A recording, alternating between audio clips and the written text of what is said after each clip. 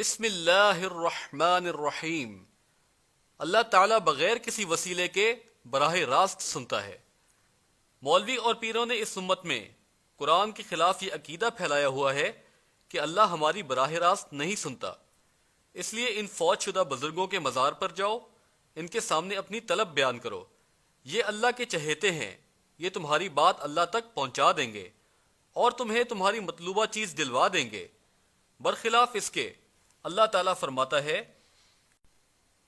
اعوذ باللہ من الشیطان الرجیم وَإِذَا سَأَلَكَ عِبَادِي عَنِّي فَإِنِّي قَرِيبٌ، اور اے نبی جب میرے بندے تم سے میرے بارے میں پوچھیں تو تم انہیں بتا دو کہ میں قریب ہی ہوں۔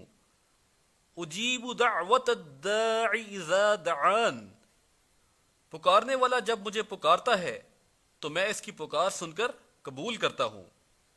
فَلْيَسْتَجِيبُوا لِي وَلْيُؤْمِنُوا بِي لَعَلَّهُمْ يَرْشُدُونَ، تو انہیں چاہیے کہ میرا حکم مانیں اور مجھ پر ہی ایمان رکھیں تاکہ راہ ہدایت پائیں۔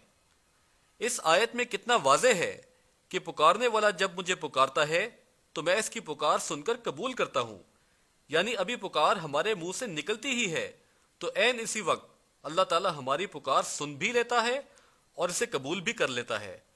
پکارنا تو دور کی بات، وہ تو ہمارے دل کے حال سے واقف ہے۔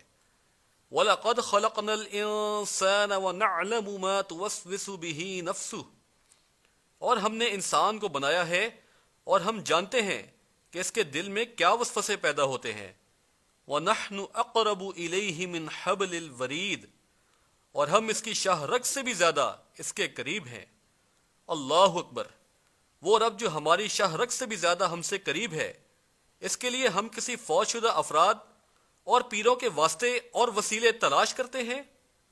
حیرت ہے کہ زندہ و جاوید رب جو نہ سوتا ہے اور نہ اسے اونگ آتی ہے، وہ تو ہماری سنتا نہیں، اور وہ فوت شدہ جو قبروں میں دفن کر دیے گئے ہیں وہ ہماری سن لیتے ہیں۔